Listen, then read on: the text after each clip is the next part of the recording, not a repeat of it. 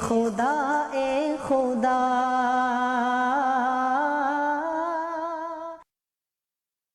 شروع اللہ کے نام سے جو بڑا مہربان اور نہایت ہی رحم کرنے والا ہے۔ تمام حضرات درود شریف پڑھ لیجئے۔ اللہم صلی علی محمد وعلی آل محمد کما صلیت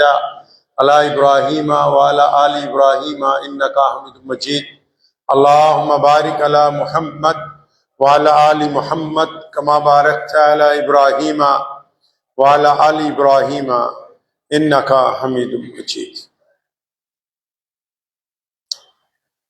اللہ تعالیٰ کے پیارے نبی جناب محمد صلی اللہ تعالیٰ علیہ وسلم کی جو ذات گرامی ہے، آپ علیہ السلام کی طرف سے دنیا کے تمام معاملات کے اوپر رہنمائی کی گئی۔ مدینہ المنورہ میں ایک ایسا وقت آیا کہ جب نبی علیہ السلام مدینہ منورہ سے باہر میدان بدر میں پہنچے اور آپ علیہ السلام نے بدر کے میدان میں فتح حاصل کی۔ خندق کے موقع پہ بھی نبی علیہ السلام نے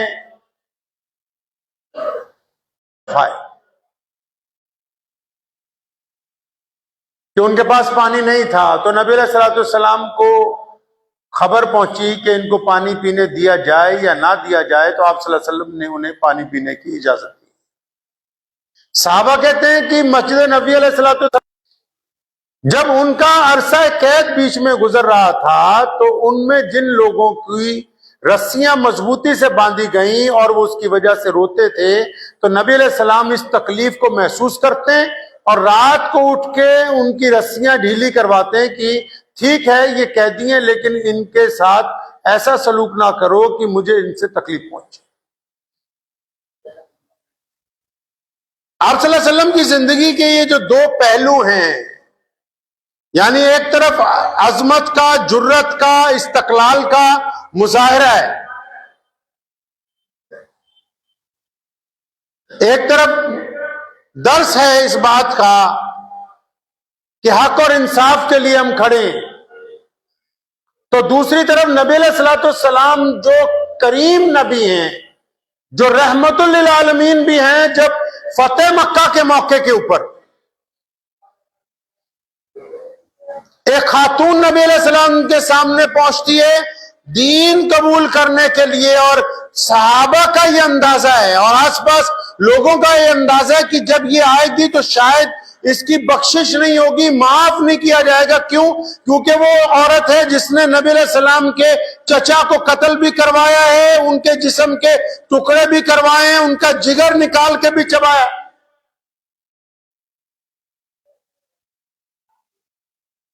سیدنا ابوبکر صدیق رضی اللہ تعالیٰ عنہ فرماتے ہیں کہ میں اور عمر بن خطاب رضی اللہ تعالیٰ عنہ اور دیگر جید صحابہ نبی علیہ السلام کے پاس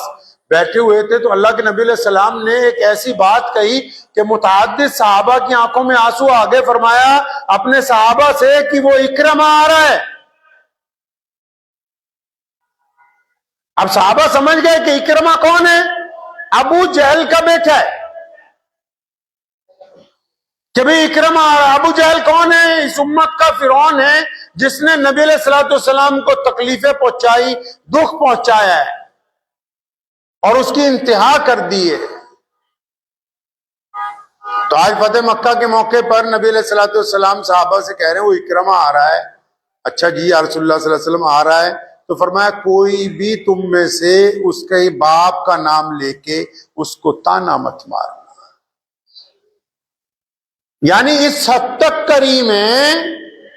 کہ دشمن کا بیٹا آ رہا ہے، اور اس دشمن کا بیٹا جس نے ساری زندگی نعوذ باللہ پہلی صف میں دشمنی نبھائی، جس نے کوئی کسر نہیں چھوڑی نعوذ باللہ بدتمیزیوں کی، جب اس کا بیٹا بھی پناہ مانگنے کے لیے آ رہا ہے، اس کا بیٹا معافی مانگنے کے لیے آ رہا ہے، اس کا بیٹا بیعت کرنے کے لیے آ رہا ہے، تو محمد رسول اللہ صلی اللہ علیہ وسلم صحابہ سے کہتے ہیں کہ اس کے باپ کا نام لے کے اس کو تانا نہ مارنا۔ متعدد صحابہ کرام رضی اللہ تعالیٰ اجمعین کی آنکھوں میں آنسو آ گئے کہ یا رسول اللہ صلی اللہ علیہ وسلم آپ اتنے زیادہ کریم ہیں، آپ اتنی شفقت فرماتے ہیں، آپ کا مزاج اتنا رحیمانہ ہے، کریمانہ ہے کہ اس کے باپ کی ظلم کی ایک تاریخ ہے، ایک دو دن نہیں، 10 سال سے زیادہ کا عرصہ ہے جس میں نعوذ باللہ ابو جہل نے ظلم کیا ہے، پتھر مارے، گلے میں رسی ڈالی، آپ صلی اللہ علیہ وسلم کے صحابہ کو شہید کیا، جسموں کے ان کے ٹکڑے کیے گئے، کھالیں ادھیڑی گئی ہیں، مکہ المکرمہ چھوڑنے کے لیے مجبور کیا گیا، مدینہ المنورہ پہ ان پر ظلم ہوا، وہاں بدر تک نعوذ باللہ وہ حضور صلی اللہ علیہ وسلم کی مخالفت کے لیے وہاں پہنچا ہے۔ تو اتنی لمبی تاریخ ہے ابو جہل کی، اس کے باوجود جب اس کا بیٹا آ رہا ہے تو نبی علیہ الصلوۃ والسلام اس کے ساتھ شفقت کا معاملہ فرمانے کے لیے تیار ہے۔ یہ باتیں میں صرف مسلمانوں کو نہیں بتا رہا ہوں، اپنے ملک کے تمام لوگوں کو، کہ ہم اس نبی کی امت سے تعلق رکھتے ہیں جس نے گرچہ میدان جنگ کے اندر استقلال دکھایا ہے، جرأت دکھائی ہے، لیکن انہوں نے بہادری کے ماپدنڈ طے کیے، بہادری کا معیار طے کیا، صحابہ کو یہ بات سمجھائی ہے، دنیا والوں کو یہ درس دیا ہے کہ اگر کبھی کسی کے ساتھ سامنا ہو تو پہلے یہ دیکھو کہ سامنے والا کیا تمہارے معیار کے مطابق ہے۔ آج دنیا جو اسلام پیش کر رہی ہے، آج میڈیا جو اسلام کی شکل پیش کر رہا ہے، آج یا کچھ نام نہاد مسلمان جو اسلام کی شکل پیش کرنا چاہتے ہیں، محمد الرسول اللہ صلی اللہ علیہ وسلم کے احکامات سے وہ میل نہیں کھا رہی ہے۔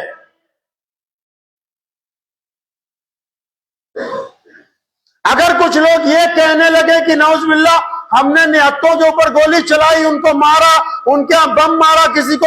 قتل کر دیا تو یہ جہاد ہے، یہ جہاد نہیں ہے۔ محمد الرسول اللہ صلی اللہ علیہ وسلم جب ودا کرتے ہیں اپنے صحابہ کو مدینہ المنورہ سے تو ان کے ساتھ چند قدم چلتے ہیں اور اس لشکر کے جرنیل کو کہتے ہیں، نبی علیہ الصلوۃ والسلام فرمایا جب جن علاقوں میں جاؤ گے تو وہاں کی عورتوں کا احترام کرنا، وہاں کے بوڑھے لوگوں کا احترام کرنا، ان کے بچوں کا احترام کرنا، ان کی مذہبی عبادت گاہوں کو نقصان نہ پہنچانا۔ اور نبی علیہ السلام تو اس حد تک کریم ہے، یہاں تک فرمایا کہ ان کے باغات کو، ان کی کھیتیوں کو اپنے گھوڑوں کے پیروں تلے روند نہیں دینا، ان کا بھی اکرام کرنا، کیونکہ تم صرف ان سے لڑ سکتے ہو جو لڑنے کے لیے تمہارے سامنے کھڑے ہوئے ہوں، جو کبھی تم سے لڑے ہی نہیں، ان کو قتل کرنا اسلام کے اندر جائز نہیں۔ اب یہ کیسے ہو سکتا ہے کہ کسی دہشت گرد کا نام مسلمانوں والا ہو تو ہم کہیں کہ اسلام دہشت گرد کا مذہب ہے؟ اسلام نے اپنی تاریخ میں، اسلام نے اپنی شریعت میں، محمد رسول اللہ صلی اللہ علیہ وسلم نے اپنے احکامات میں کہیں یہ بات کہیں نہیں، الٹا اس کی وضاحت کی ہے مسلمانوں کو۔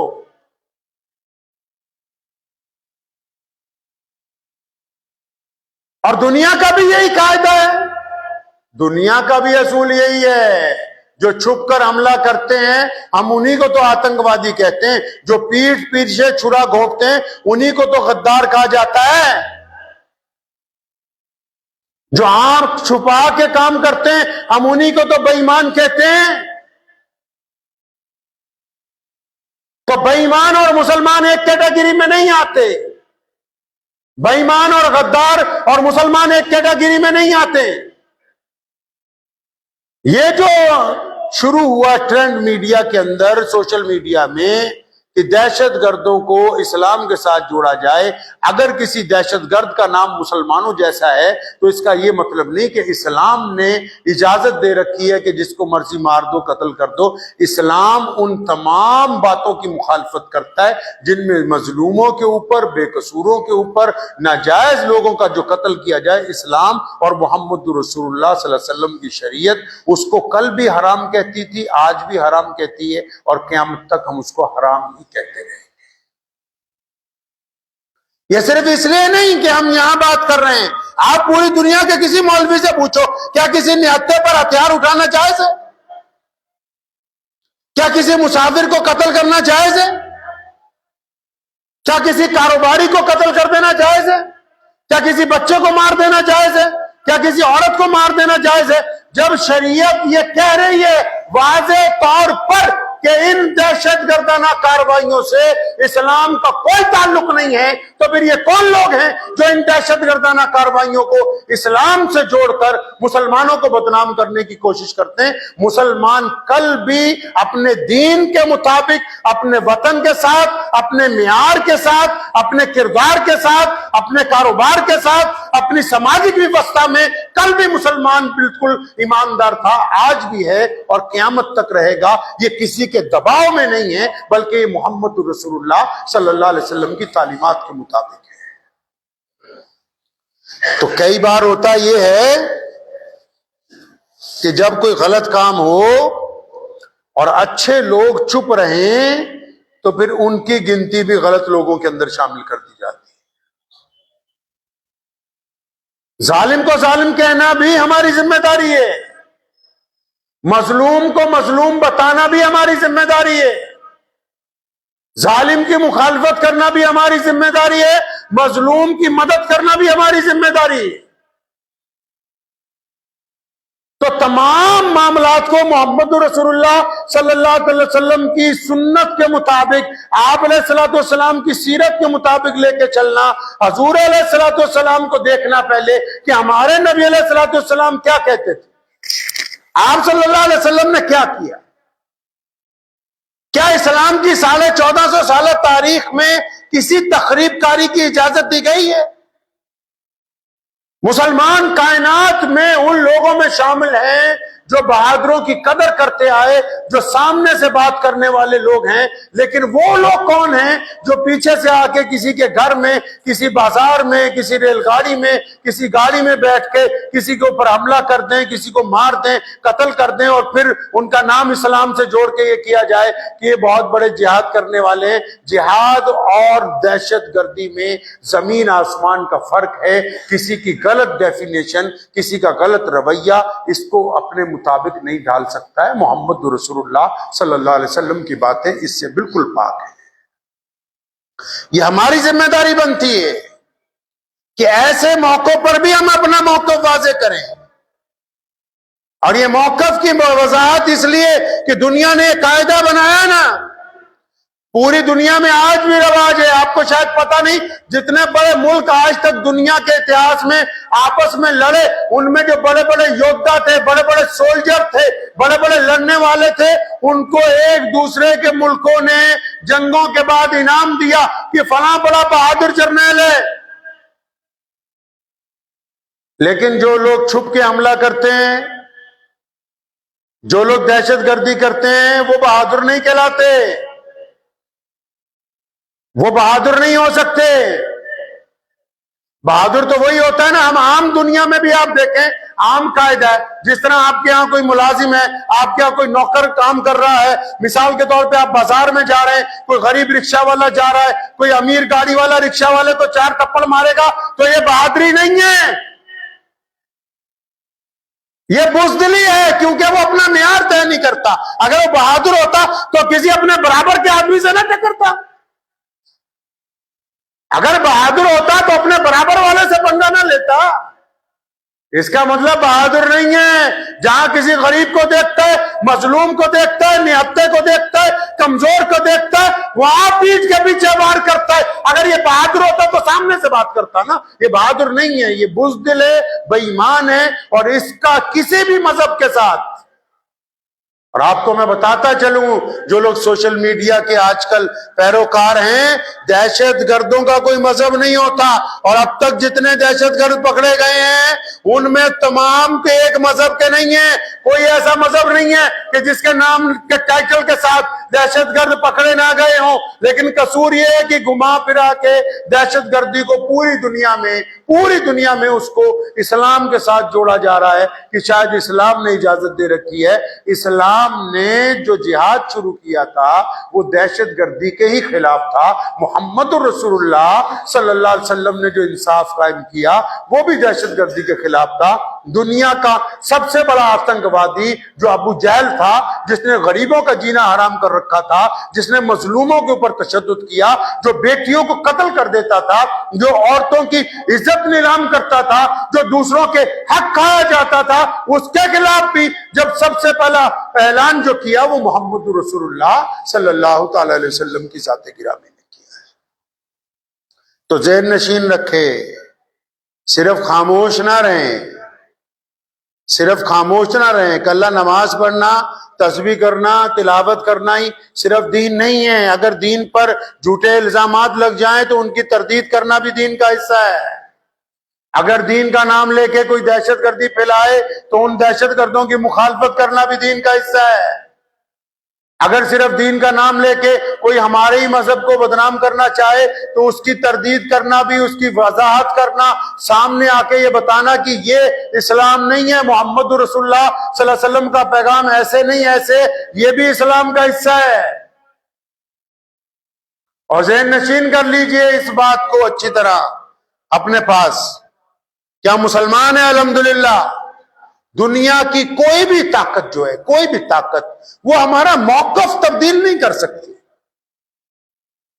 اور اسلام کا موقف میں تمام چیزوں میں واضح طور پر تمام باتیں نبی علیہ الصلوۃ والسلام نے بتائی ہیں، کسی میں کوئی ڈھکی چھپی بات نہیں۔ واٹس ایپ کی جو یونیورسٹی ہے، فیس بک کی جو یونیورسٹی ہے، جو لوگوں کو یہ بتانا چاہتی ہے کہ اسلام کے اندر دہشت گردی ہے، یا نعوذ باللہ اسلام کا جو لفظ جہاد ہے اس کا مطلب غریبوں کو مارنا ہے، مظلوموں کو مارنا ہے، تو یہ ڈکشنری بالکل غلط ہے۔ اسلام کے کسی ایک شعبے میں کسی بھی مظلوم کے قتل کو، کسی ایک بے قصور آدمی کے قتل کو قرآن پاک نے ساری انسانیت کا قتل بتایا ہے کہ اگر تم کسی ایک بے قصور کو مار دو گے تو ایسا ہے جیسے تم نے دنیا کے تمام انسانوں کو قتل کر دیا۔